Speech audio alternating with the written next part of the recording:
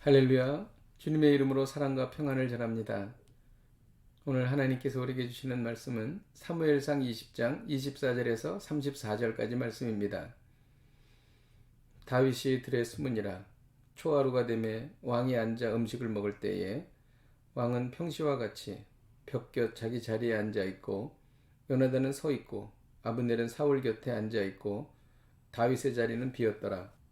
그러나 그날에는 사울이 아무 말도 하지 아니하였으니 이는 생각하기를 그에게 무슨 사고가 있어서 부정한가 보다, 정령이 부정한가 보다 하였음이더니 이튿날 그달의 둘째 날에도 다윗의 자리가 여전히 비었으므로 사울이 그의 아들 요나단에게 묻되 이새의 아들이 어찌하여 어제와 오늘 식사에 나오지 아니하느냐 하니 요나단이 사울에게 대답하되 다윗이 내게 베들레헴으로 가기를 간청하여 이르되 원하건대 나에게 가게 하라. 우리 가족이 그 성읍에서 제사할 일이 있으므로 나의 형이 내게 오기를 명령하였으니 내가 내게 사랑을 받거든 내가 가서 내 형들을 보게 하라 하였으므로 그가 왕의 식사 자리에 오지 아니하였나이다 하니 사울이 요나단에게 화를 내며 그에게 이르되 패역무도한 계집의 소생아 내가 이새의 아들을 택한 것이 내 수치와 내 어미의 벌거벗은 수치됨을 내가 어찌 알지 못하랴.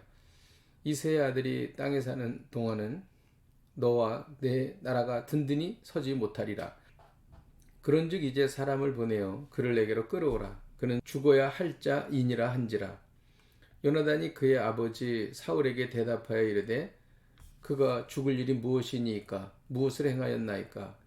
사울이 요나단에게 단창을 던져 죽이려 한지라.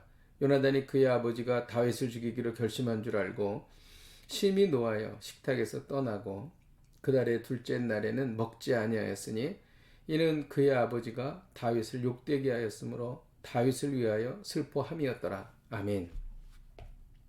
신앙생활에는 항상 갈등이 있습니다. 세상의 편에 설 것인가 아니면 하나님의 편에 설 것인가입니다. 하나님의 편에 서기 위해서는 믿음과 용기가 필요합니다. 요나단은 사울 왕의 아들이었습니다. 그런데 요나단은 다윗이 왕이 되는 것이 하나님의 뜻임을 알았습니다. 요나단은 사울의 왕위를 이어받을 자리에 있었음에도 하나님의 편에 서서 하나님의 뜻을 따랐던 것입니다. 이는 결코 쉬운 일이 아니었습니다. 다윗은 사울과 함께하는 식사 자리에 나오지 않았습니다.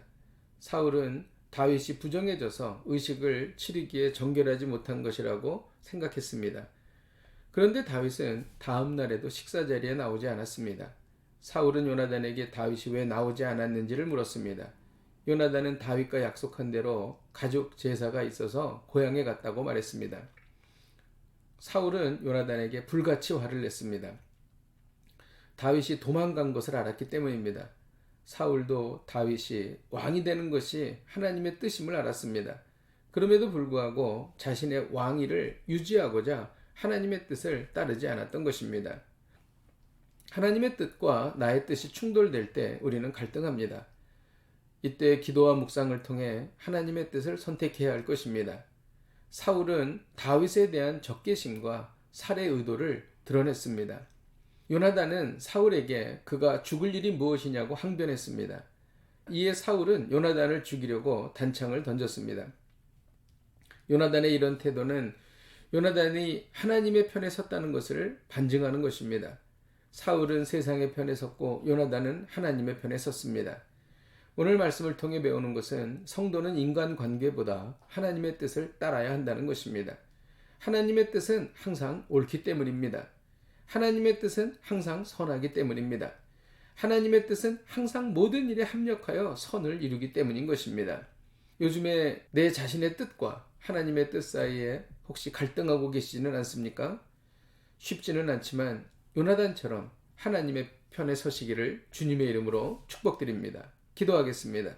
하나님 아버지, 우리가 인간관계보다 하나님의 뜻을 따르기를 원합니다. 세상의 뜻이 아닌 하나님의 뜻을 따르기를 원합니다. 성령께서 분별력을 주시고 이를 감당할 수 있는 힘과 영성을 허락하여 주시옵소서. 예수님의 이름으로 기도하였습니다. 아멘. 할렐루야. 오늘도 이 말씀 붙잡고 승리하십시오.